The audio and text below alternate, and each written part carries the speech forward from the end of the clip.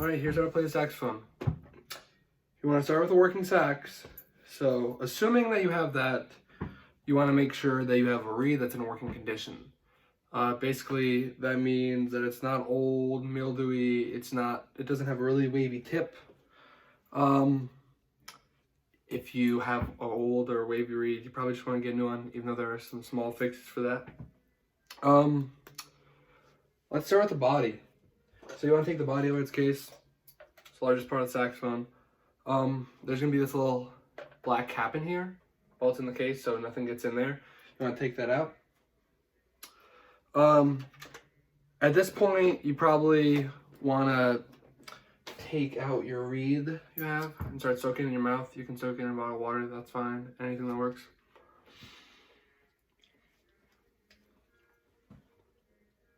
Next thing you want to do is get out your neck.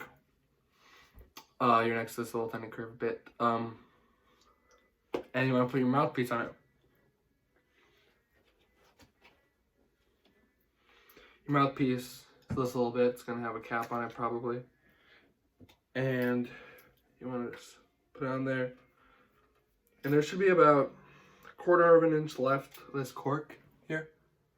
And if your mouthpiece doesn't really fit on tight, if it's loose or falling off, you can put some like Teflon tape around it or some roll of paper. You just wrap it around. Next, we should put the reed on. So you have this little bit called a ligature here, and you want to loosen that up so that you can slide the reed on in there. You want to put flat face against flat face here. And when you press your reed up to the tip of the mouthpiece, there should just be that little sliver right there. Not too much. And if there's that little sliver, that means you're going to get a good sound out of it.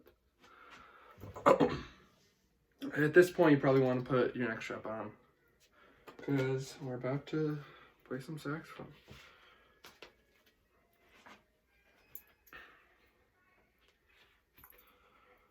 There's going to be a little hook in the back of the saxophone here, this little round part, and you want to put that in like so.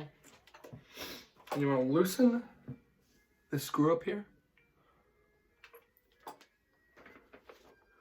So yeah, I can put your neck in. There's an octave key mechanism here in the back.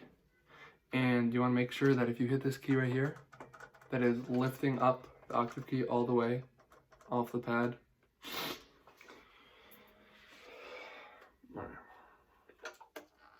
Now there are two ways of holding the saxophone while you're sitting. There's putting it off to the side of your leg, and there's playing in the middle. At this point, it's basically whatever is just most comfortable for your student, but just make sure that if they are playing it right down the middle, that they're not resting it on their chair. And make sure that when you are about to play your sax, the instrument's coming to you. You don't want to have a student like jutting their neck out or tilting their head because the instrument's not coming to them. Make sure they screw their neck on right and they have their mouthpiece at a good angle. When you play, your wrist should be pretty straight. Any bend could cause like future damage. Your fingers on the keys should be curved and comfortable. Let's start with an embouchure, I guess. So there are a few steps to making a good embouchure. First step is anchoring your teeth on the top of the mouthpiece. Next step is it's not pulling your bottom lip over your bottom teeth, but it's just making sure that your teeth won't contact the reed, basically.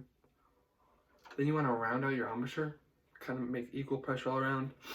It should seal, but it shouldn't be tight. It shouldn't be like you're squeezing really hard.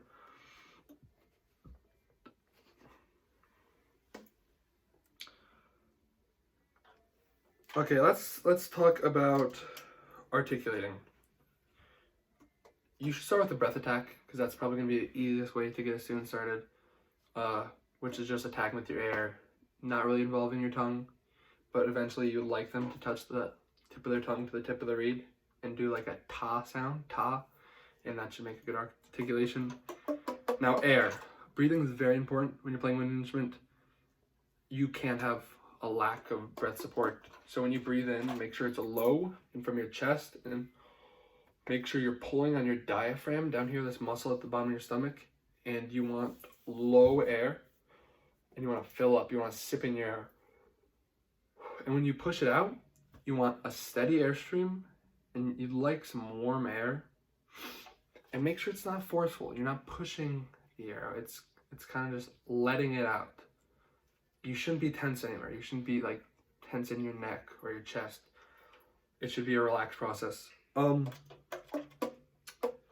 So tone, if you use steady air and it's pretty warm, then you shouldn't have any problems with generating a decent tone in your saxophone.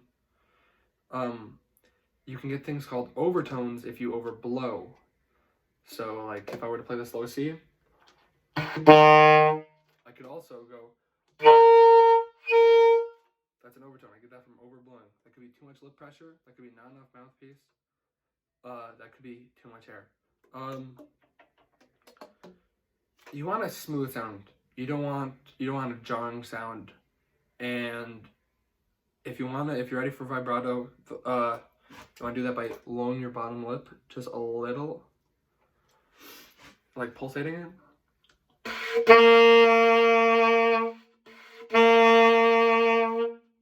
Ideally, it'd be a smaller vibrato than that, but that's something that you can like hone and work on with time. Make sure that you never go above your target note. So if I were playing the G there, I would always want to go down a little, and I wouldn't want to go up. That's about it. That's how you play saxophone.